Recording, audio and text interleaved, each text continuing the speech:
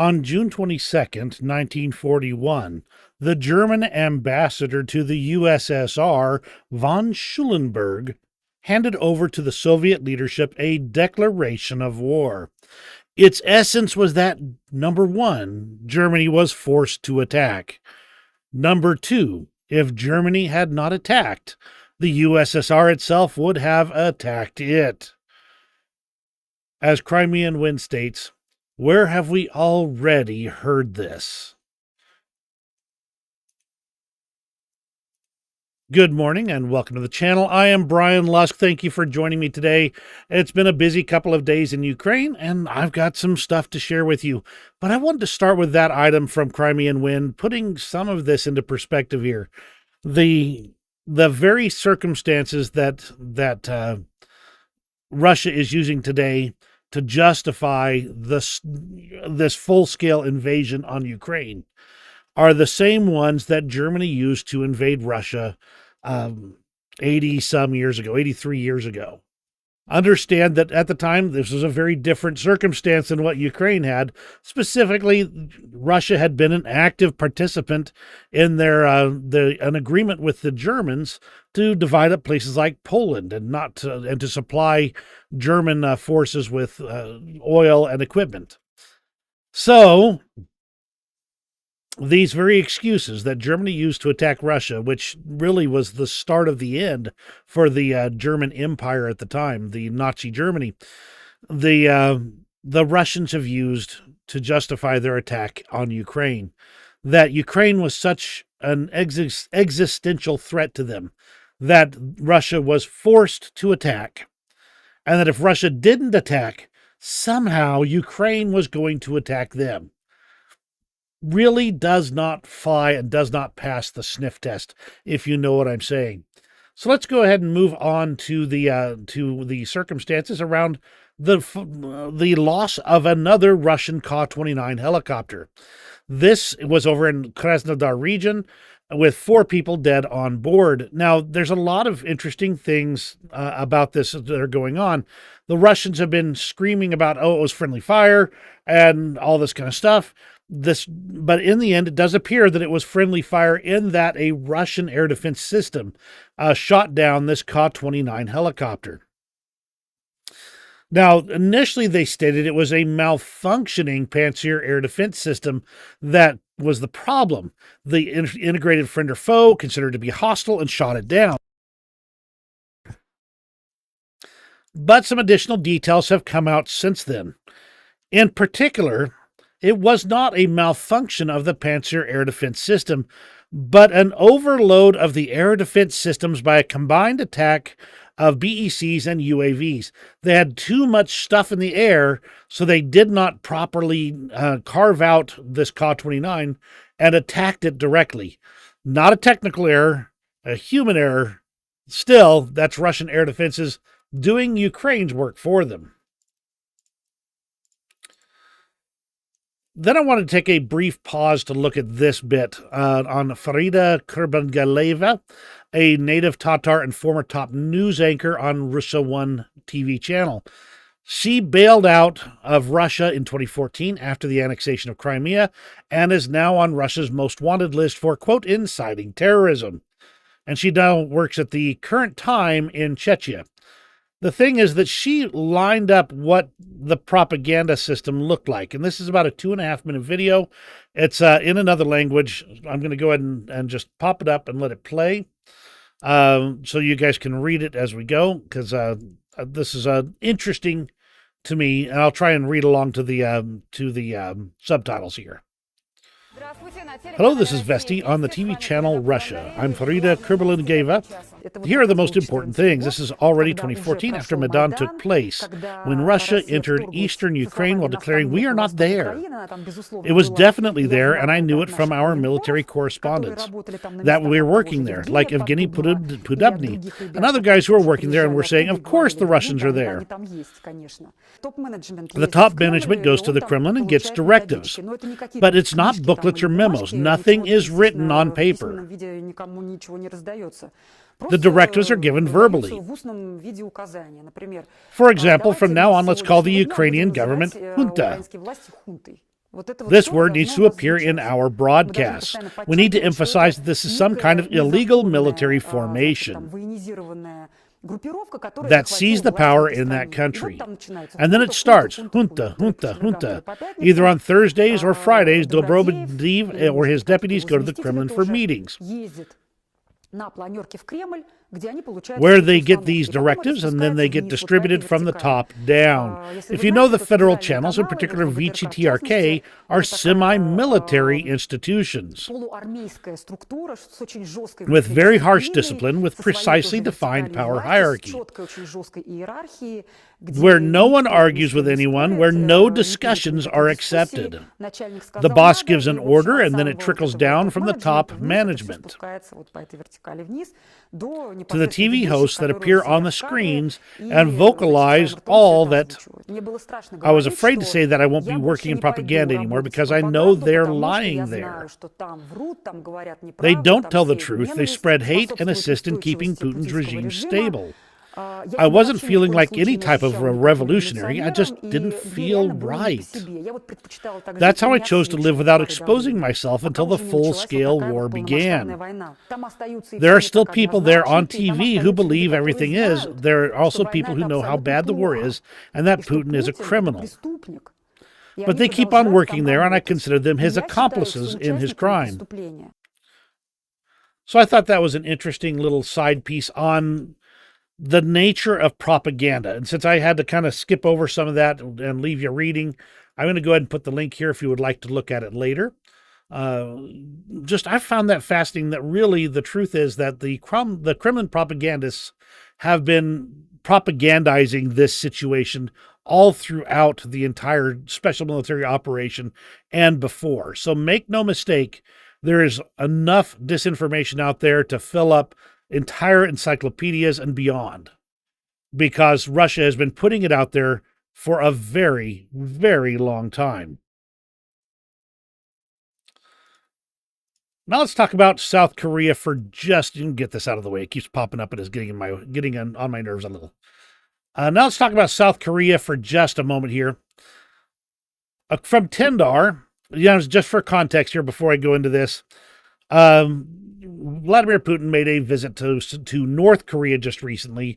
They signed a whole mutual defense agreement and all this kind of stuff. Russia claims that there was no discussion of more weapons provisions or anything like that, but you can see a lot of things took place in this meeting there. So South Korea saw everything going on, and they said, you know what? We don't like how this is going here, and so since Russia's going to be supporting North Korea, we're going to support Ukraine. So we're going to start sending lethal aid. Now, the funny thing about it is even better that I didn't get this. I don't think I have this link here. The even better part is that the guys in South Korea, one of the leaders over there said, wouldn't it be nice if we just surprised Russia with what we sent over there? We'll allow their Russians' relationship with North Korea to determine exactly how much stuff we send for a nice surprise, effectively is what he said. But from Tindar, Putin Russia achieved another own goal. The Republic of Korea, or South Korea, is considering to supply arms to Ukraine. South Korea's presidential office has condemned an agreement reached by Russia and North Korea that vowed mutual defense assistance in the event of war, according to the Associated Press. The office also said South Korea will reconsider its policy of limiting its support to Ukraine to non-lethal supplies. It's absurd that two parties with a history of launching wars of invasion, the Korean War and the war in Ukraine, are now vowing mutual military cooperation on the premise of a preemptive attack by the international community. That will never happen.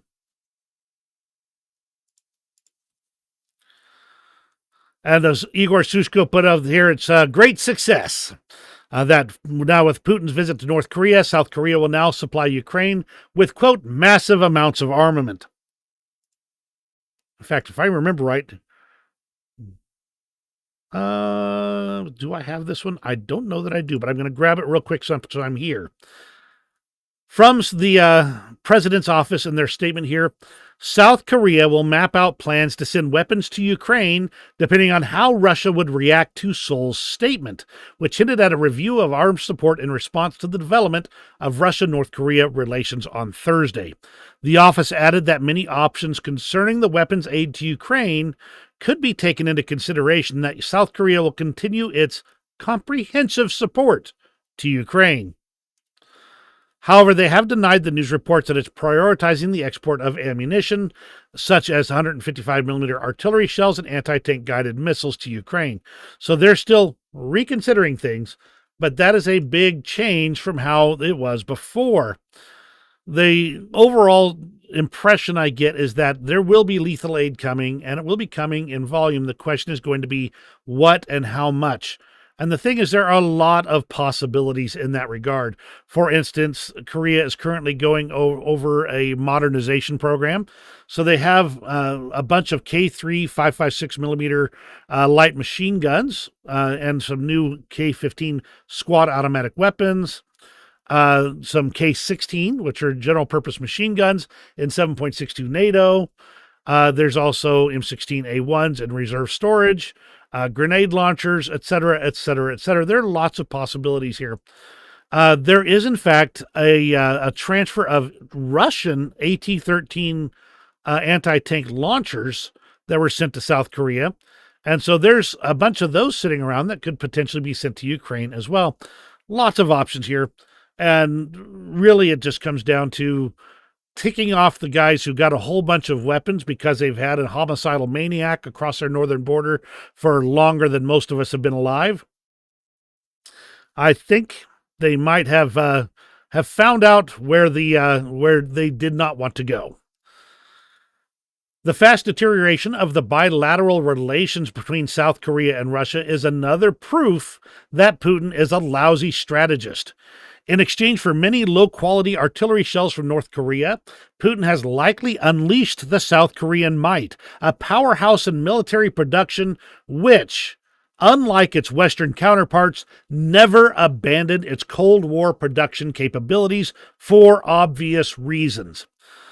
Also, says Tindar, I could imagine that South Korea might be more willing to close sanctions loopholes and dry the supply of high-tech materials, which are not strictly enforced. So a lot of possibilities here that are going on now that South Korea is getting involved. They also have sizable production of SAM systems, surface-to-air missiles, and of course 155mm artillery shells, which have been mentioned multiple times.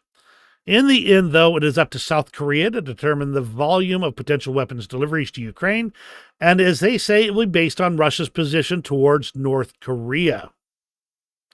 Interesting, and quite the change in attitude from South Korea. This is what happens when you start seeing who all the actual enemies are. South Korea had been on somewhat friendly relations with Russia for quite some time.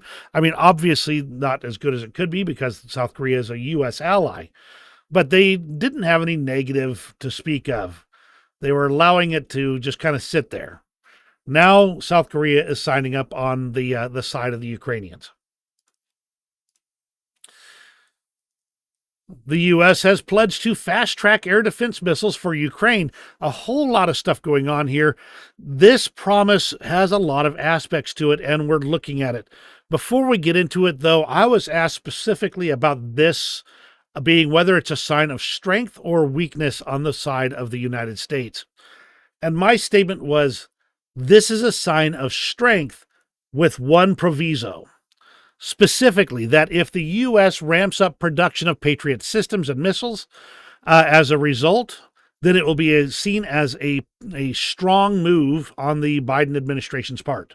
The United States will be seen as a leader again in keeping Ukraine equipped, and the end result will be a real boost to how other nations will see being an ally to the United States as being a positive thing.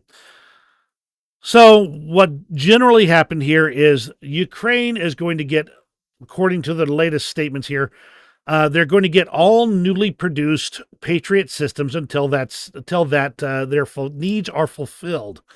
And that means that other nations that would have gotten these Patriot systems, who have paid for these systems, are now going to have their orders delayed until these Ukrainian systems have managed to get into place and actually take care of things. The Financial Times also reported on this situation, which is kind of the basis for most of this. The Patriot missiles ordered for Switzerland, for instance, will be delivered to Ukraine, and that is despite contractual obligations. And there's an additional supply of PAC-3 missiles that have been ordered as well.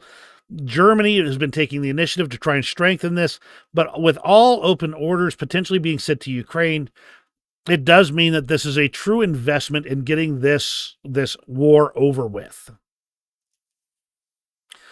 Romania has decided to donate and transfer a Patriot air defense system to Ukraine as well. On June 20th is when they announced that.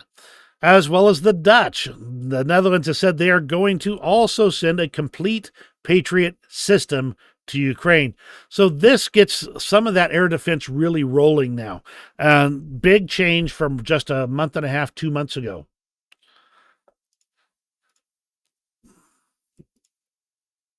Hang on a second. I'm going to close a few things here. Let's go ahead and move into the news out of Ukraine. 7 more Ukrainian children who lived in the temporarily occupied territory of Kherson have returned home. So we're seeing more of these reports of small numbers of children being returned from Russian control, and this is really good news for Ukraine as a whole. Budanov has been getting out and about these days. In fact, he gave an online lecture to the Senior Executive Fellows training program for the School of Management named after John F. Kennedy.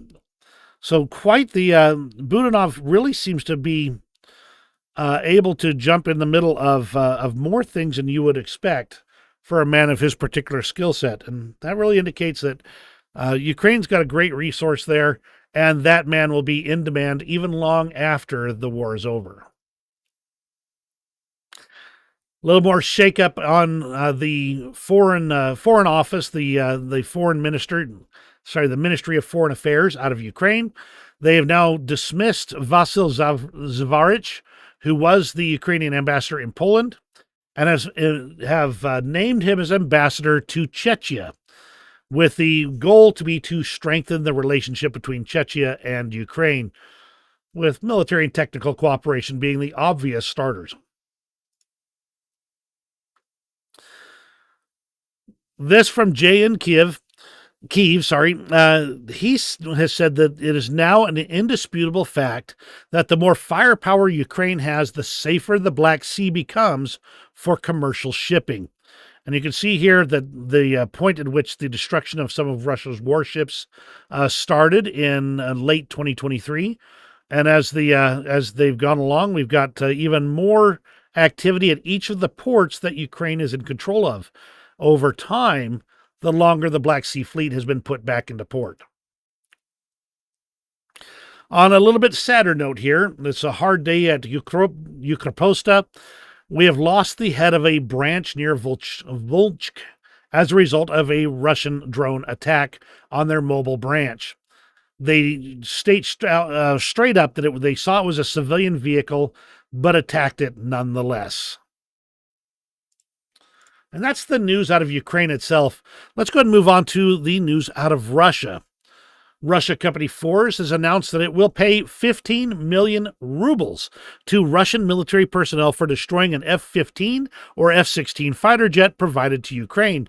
Now, I haven't heard any word of F-15s being provided to Ukraine, but F-16s, we've actually got word that they've got enough ready to actually stand up their first unit of them. We'll see.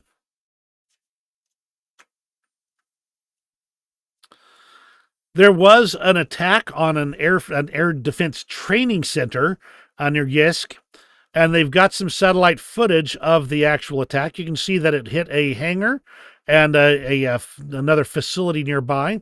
So this was a precision hit on this airfield. I believe the reports are that 9 military personnel actually were killed in this attack. From the Ministry of Defense of the UK, the latest defense intelligence update on the situation. I'm going to kind of quickly go through a couple of highlights here. Throughout June 2024, the Russian Air Force maintained pressure against the front line in Ukraine with tactical aviation and drones and continued to strike deeper. However, between 12th and 18th of June, they have switched their focus of their cruise missile strikes to target Ukrainian air bases, almost certainly born out of frustration of continued Ukrainian airstrike successes, while also highly likely highlighting Russia's concerns about the future employment of F-16 aircraft. This is also an indication that they're concerned about successful Ukrainian strikes against Russian airfields conducting operations, which is forcing Russia to push their airframes farther away from the combat zone and distribute them more widely to keep them from being destroyed.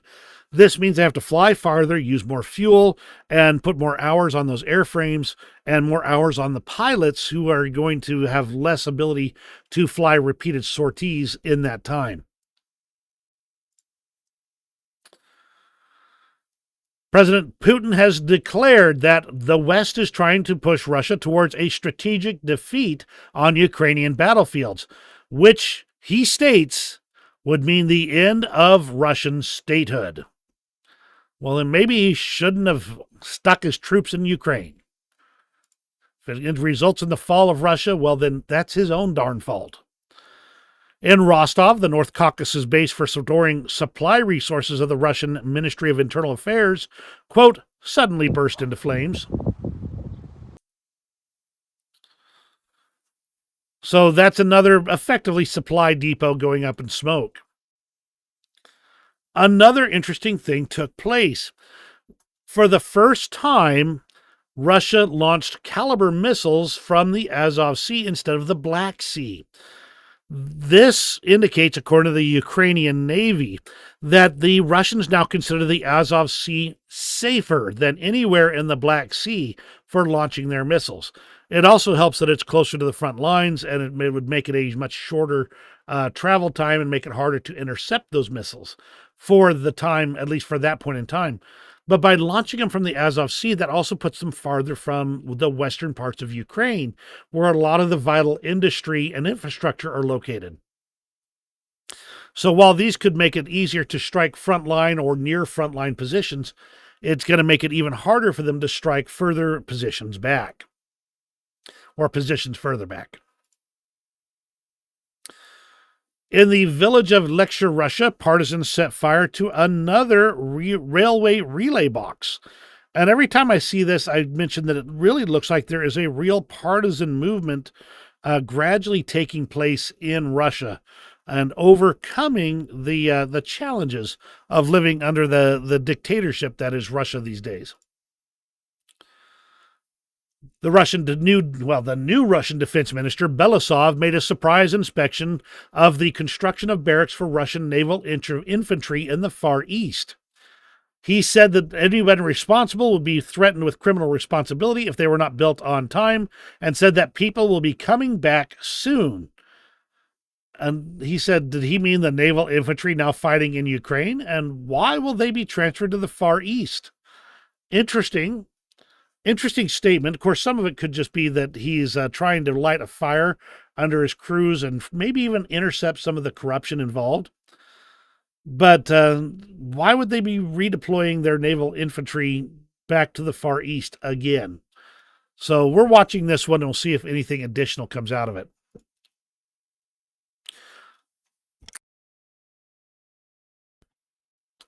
Repeat of the information where Putin actually did his statement that the loss of the strategic defeat of Russia would be the end of Russia in Ukraine. And he says, effectively, why should we be afraid? Isn't it better to go to the end? Meaning that Vladimir Putin is implying that he has no reason to do anything but go all in Ukraine. And now let's cut to the chase on this. If he goes all in Ukraine and does not hold anything back for defense, he will have effectively destroyed his ability to defend his country. Which tells me two things. Number one, he knows NATO's not a real threat. And number two, it means that he does not have any consideration for the future. He's old. Maybe he's expecting to no longer be here in a while. So why would he look to a future that he will not experience himself? Russian propagandists have been openly stating that Russia will intensify attacks on Ukrainian civilian infrastructure to force Ukraine to capitulate. Specifically, they state they're going to target that infrastructure because it's clear they're not giving the basically the oligarchs enough pain in Ukraine because they're still fighting. They forget that there are some things that are worth fighting for, and not all of them are money. This is the second video where the Russians have claimed to have dropped a Fab 3000 bomb. That is a 3,000 kilogram large conventional bomb. They do note that even though they were targeting the building, the bomb landed next to it, indicating low accuracy for these weapons. Then, on top of that, I've seen several analyses that looked at the damage, and several have said that they don't believe it is a Fab 3000. Maybe a 1500. The crater is not large enough to justify. In fact, somebody said there wasn't much of a crater at all. But so far, Russian sources are claiming that it was a Fab 3000 impacting in these two situations.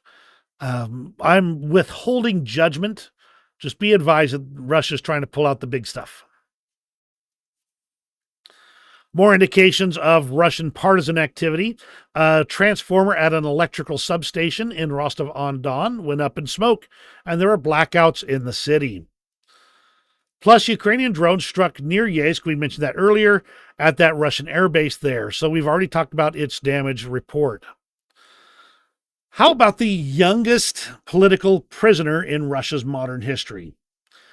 Say hello to 15-year-old Arseny Turbin, who is sentenced to 5 years in prison in Moscow's SIZO 5 prison for distributing leaflets critical of Putin in 2023. The human rights organization Memorial Foundation classified him as the youngest political prisoner in Russia's modern history. That's where you find out that there's no freedom of speech in Russia. What started as a fire at just one storage tank at the Azov oil depot on June 18th, after Ukrainian drone strikes, ended up burning down 3 of the 6 tanks over 3 days. Now, the Russians did finally manage to get the fire out. There was a whole lot of problems with it. In fact, there are reports that that relief valves and cutoff valves were rusted shut and unable to function properly. That the fire suppression abilities were limited, and that's the reason it took 3 days for the fire to basically burn itself out. The Russian spy ship Vasily Tashishev has been dispatched from Kaliningrad to the German coast in the Baltic Sea. Now, this ship is reportedly capable of tapping phone calls and interfering with communications and GPS navigation. In other words, this could be one of the sources of GPS jamming. This ship will likely be monitored very closely in its travels. Now, there's a lot of commentary about yachts in this whole Ukraine war here, and Russia's war on Ukraine, really.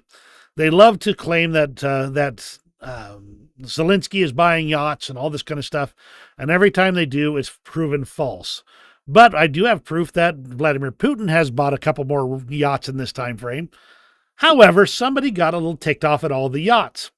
So, looks like 12 vessels, including private yachts, were destroyed at the Mitishi Yacht Club in Moscow. The fire raged for 5 hours, with arson being the chief suspect.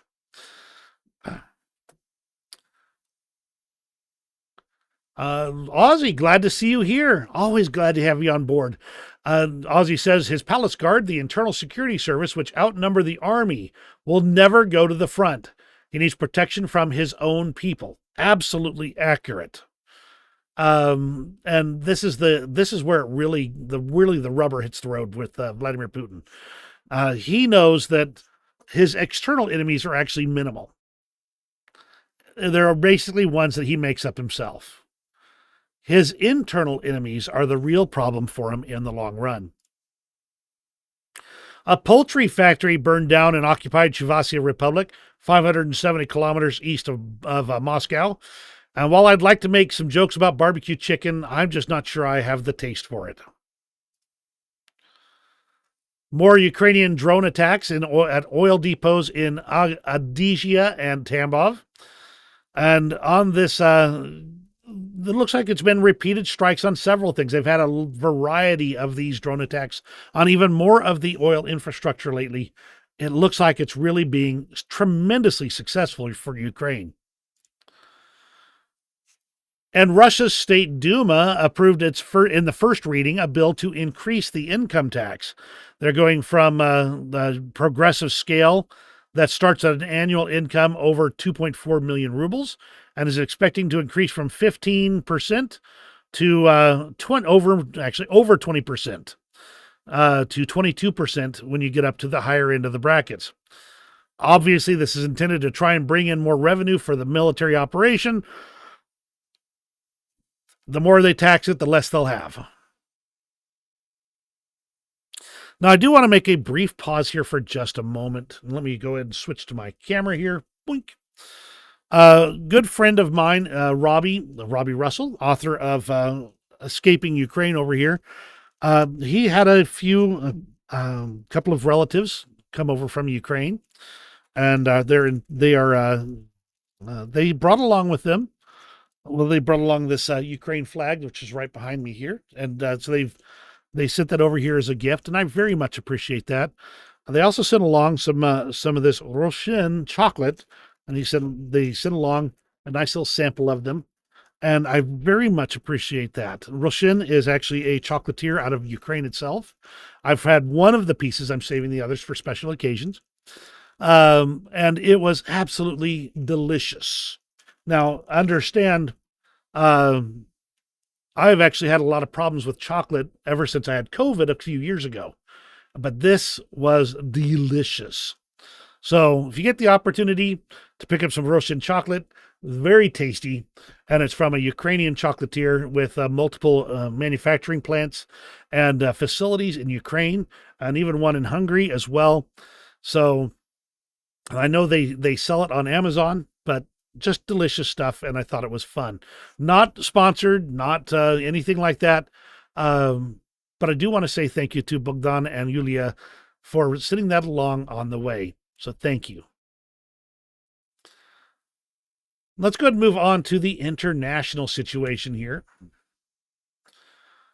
Russia and China have managed to find some workarounds for payments despite sanctions. They have not reported on exactly what these are, but viable alternatives so they can keep on doing their military stuff tells you which side of the bread China's bread is buttered on.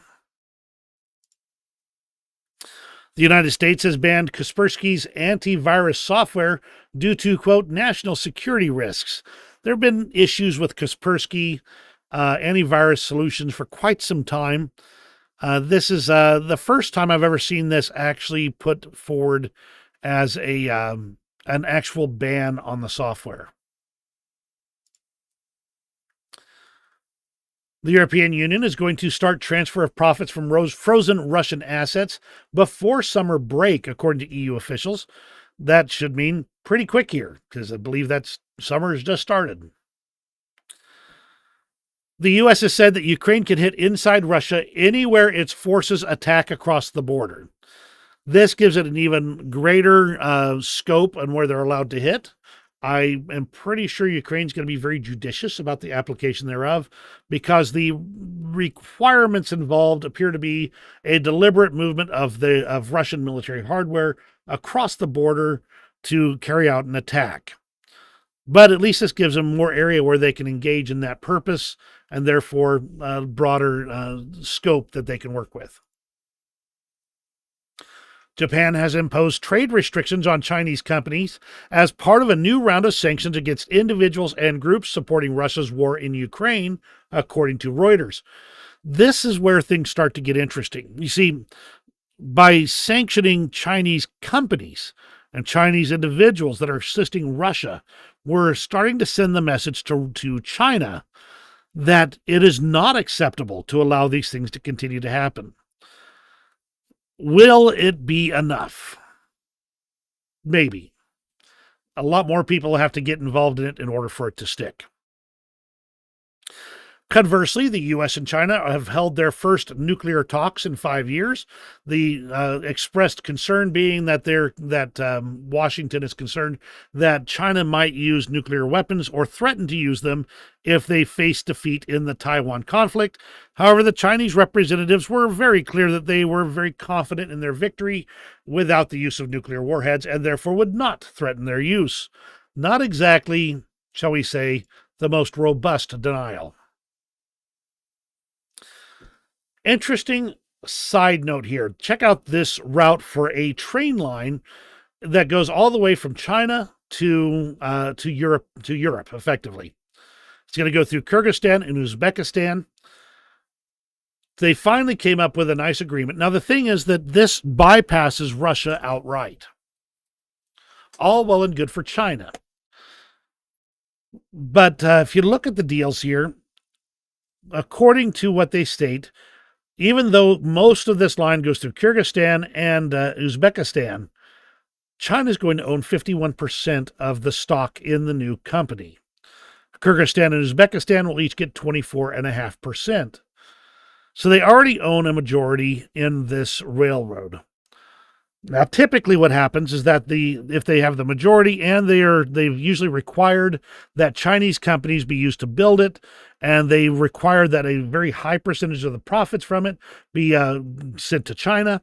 The other two countries will have debts incurred by the construction thereof, since this is usually in the form of loans to these countries. And then when they're not able to pay it back because most of the profits from these lines are going to go back to China, China will say, no problem, we'll just confiscate it all. And now China will own 100% of the project and often the property or land that is associated with this entire railroad project. That's speculation on my part. It's just following the pattern of what I've seen China do in previous major infrastructure projects. These two countries had best be watching and reading every aspect of these contracts. The Hungarian Prime Minister has said that they will not be part of the NATO mission in Ukraine. It appears the Western world, he said, led by the Americans, wants to defeat Russia, with the Germans playing the role of extras. This is hopeless, and one has to pay such a high price for it that it is not worth it, he claimed. The Hungarian government has fulfilled a minimum goal by securing assurances from both outgoing NATO Secretary General Jens Stoltenberg and his presumed successor, Mark Rutte, that Budapest will not be dragged into a NATO mission in Ukraine. Rheinmetall is going to procure 8.5 billion euros in artillery ammunition, which is the single largest procurement of its kind. The delivery will start in the beginning of 2025 and will contain 155mm artillery shells of all kinds. They'll also be sending some to Ukraine, Estonia, Denmark, and the Netherlands. This will mean that Rheinmetall is going to scale up production and that this individual kind of piecemeal ordering and piecemeal delivery will be a thing of the past as widespread mass production takes place.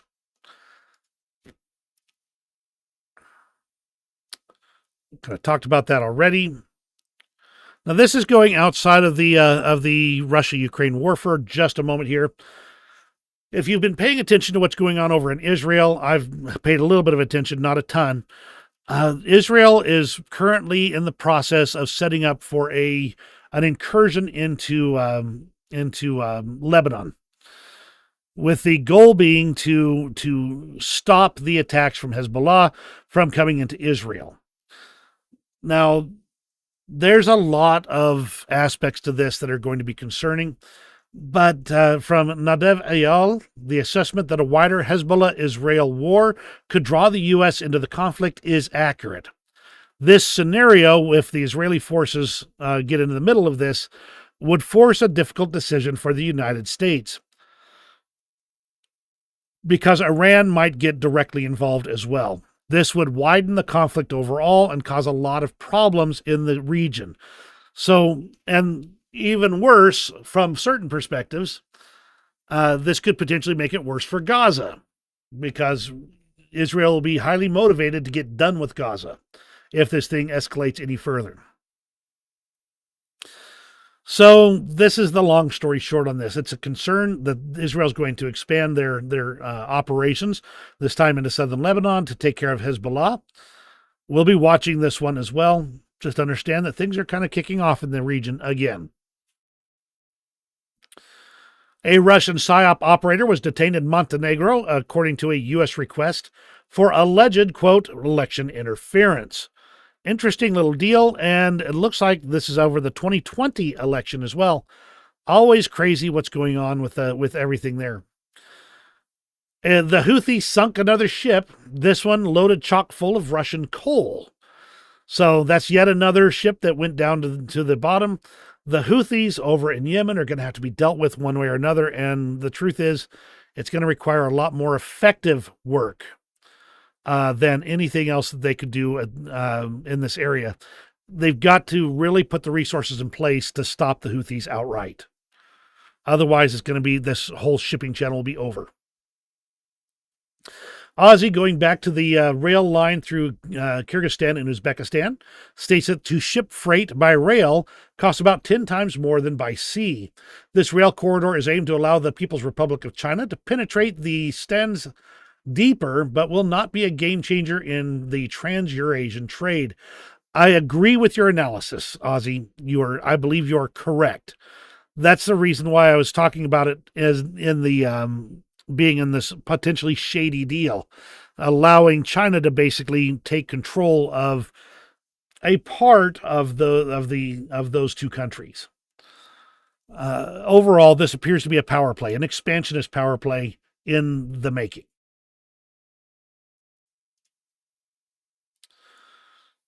Senators Blumenthal and Graham have made a renewed push to designate Russia as state sponsor of terrorism. Only the Secretary of State has the unilateral authority to designate a terror state. Ongoing refusal to designate as a dereliction of duty to uphold the rule of law. This would have tremendous consequences for Russia if they're designated as state sponsor of terrorism. A lot of things happen that couldn't happen before. Robbie, glad to see you. I do want to say, if you haven't seen it already, say thank you to Bogdan and Yulia for me. I really appreciate the chocolates and the candies. They're delish. Moving on, newly installed Kremlin puppet government in Slovakia, led by Robert Fico, has filed criminal charges against the former Prime Minister Eduard Heger and Defense Minister Yaroslav Nad for transferring 13 MiG-29 fighter jets to Ukraine back in March of 2023. They're claiming that this left Slovakia more vulnerable to attack and therefore would be literally treason, which is a stretch, but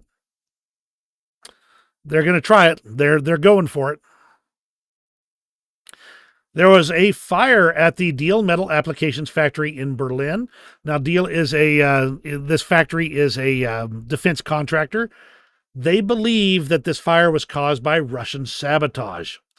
So the Russians are very much,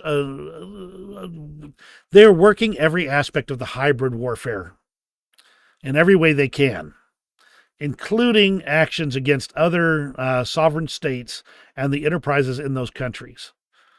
They're at full war with us. They're just trying to make it look like they aren't to keep this from escalating. Russia sent a spy balloon into Polish airspace from occupied Kaliningrad. No word on if it got shot down or not. We'd be watching this. That said, the payload does not look that vast, and I don't think it's actually a spy in any significant sense of the word. Nothing like the one that China sent over the United States, for instance.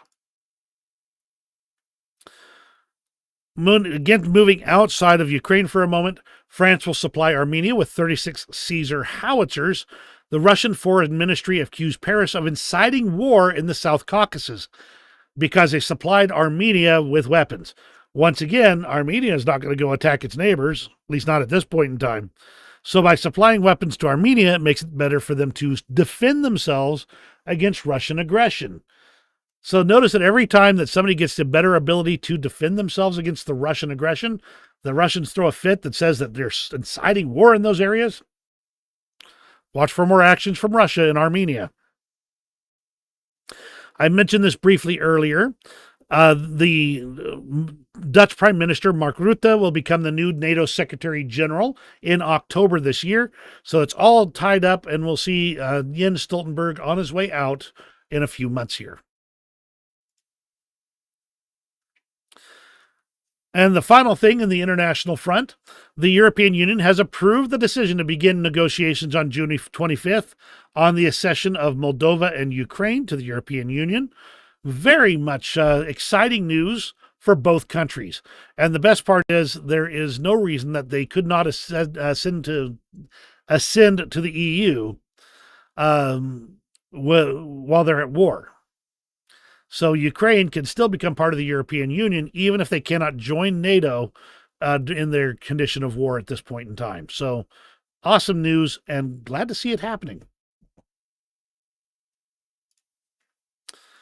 Now let's go ahead and jump over to the front lines. There's not been that much as far as the front lines goes over the last few days.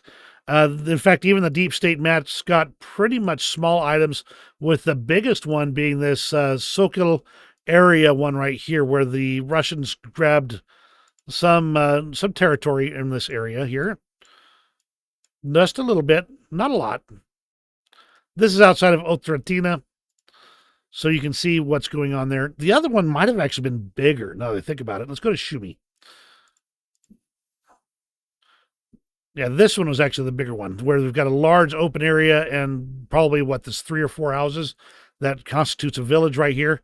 So the Russians have managed to take another couple of small bites, just for context here. We'll pull it out. That's what they just managed to capture right here.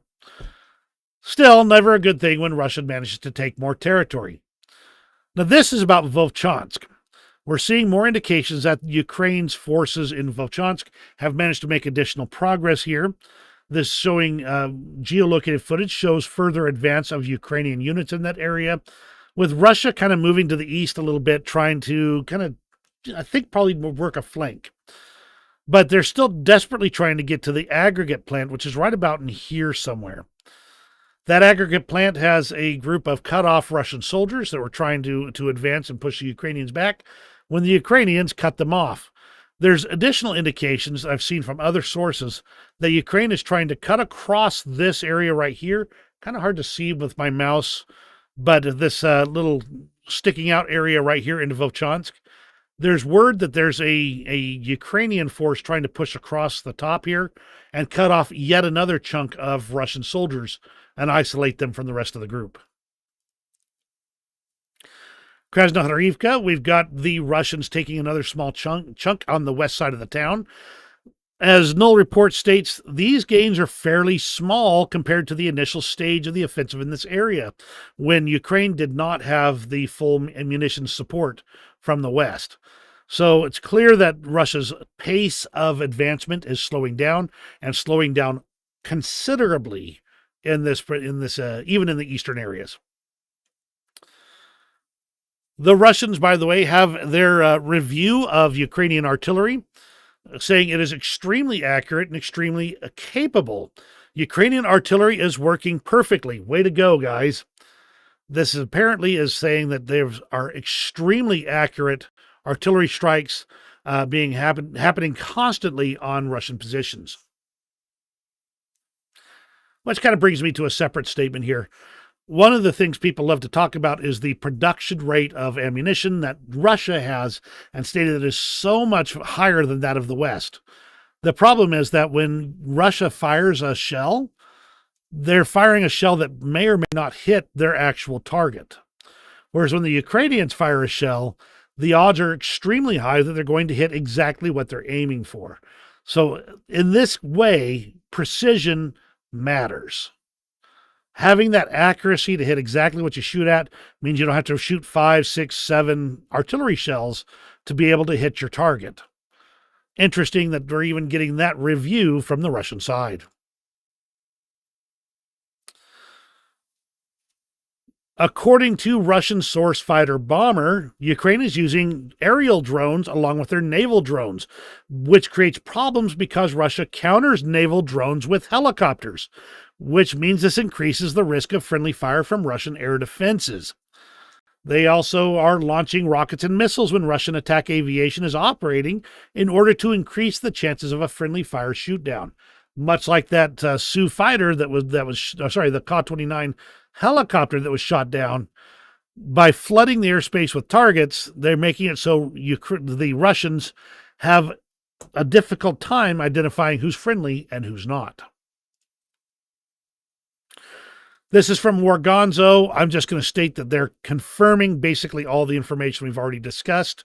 I bring this up mainly just, again, to show that I'm catching multiple sources on this, and even the Russian side is generally agreeing with the other sources available. Another video of the purported Fab 3000 guided bomb.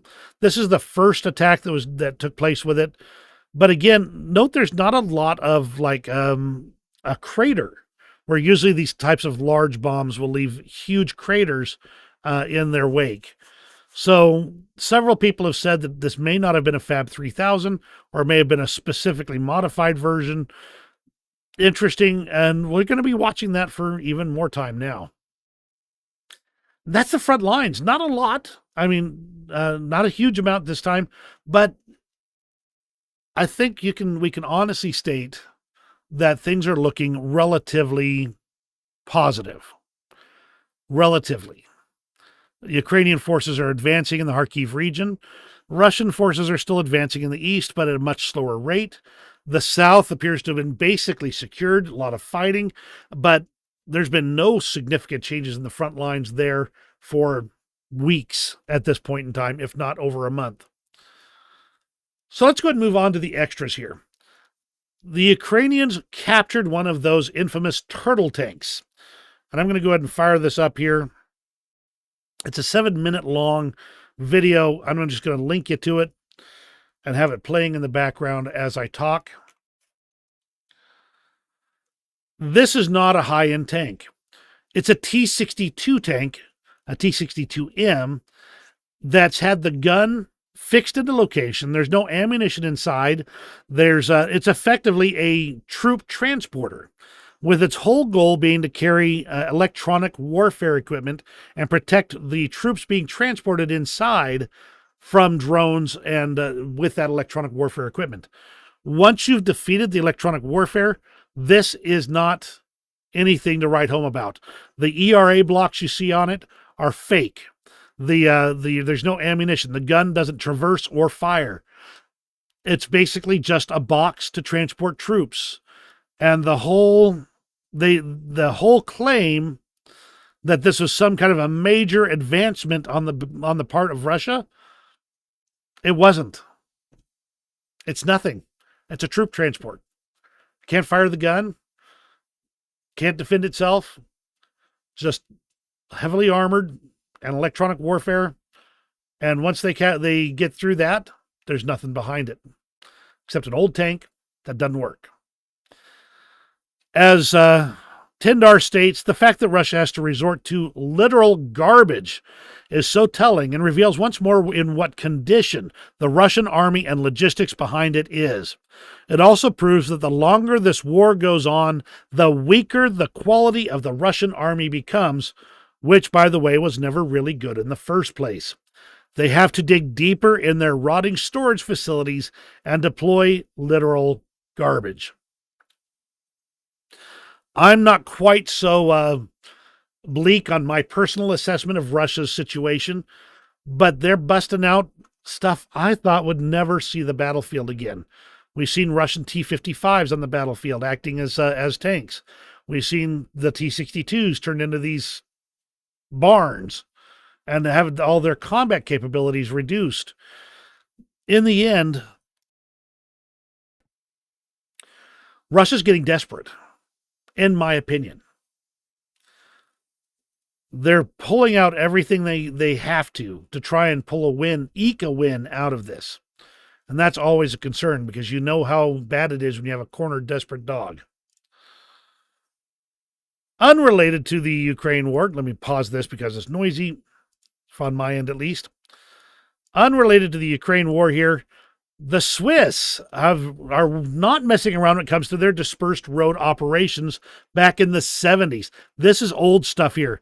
This is a hawker hunter taking off under a bridge on a curving road with trees at the end of the improvised runway.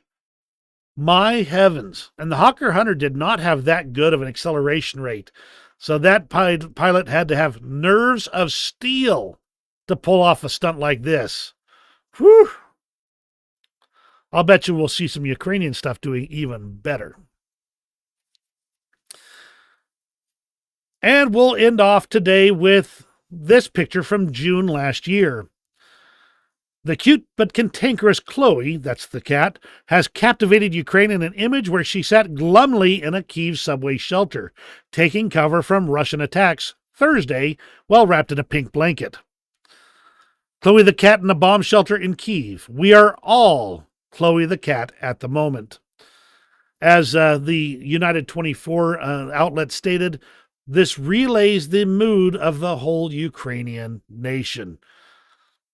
Thought it was an interesting ad and kind of just a reminder that, yeah, it's pretty grumpy when you're having to hide from those bombs and missiles all the time. We know that people were not happy over in Britain, but they kept calm and carried on. And I think we're seeing that same Battle of Britain spirit taking place in Ukraine. And while it may be a grumpy cat showing that spirit happening, the key in the end is that the citizens of Ukraine keep calm and carry on and make the best of what they have to try and throw back and maintain their freedoms. London was hit many times with bombs during the Blitz. Many buildings were destroyed. Much infrastructure was destroyed. But in the end, attacking civilian populations deliberately is the acts of a regime in desperate straits. They have run out of ways to effectively deal with the problems and are instead trying to break the will and the spirit of the people behind it. And that's my thoughts for today. Thank you very much for joining me. I'm glad to have you all here. My schedule has been very busy lately, and I'm getting trained up for my new work and all this kind of stuff. So things have been a little bit crazy. So I do appreciate you guys showing up at these unusual times for these live streams because I'm trying to get it in whenever I get the chance. I want you to know how much I appreciate you guys. You all make the channel amazing. It's not me. I'm presenting information. I'm finding other people's work and I'm talking about it. And while I think I provide my own perspective and I think that's a wonderful thing, it's you guys that truly give this place life and spirit. And I appreciate it more than anything I can express. And on that note, you have a great rest of your day and we'll see you on the next stream.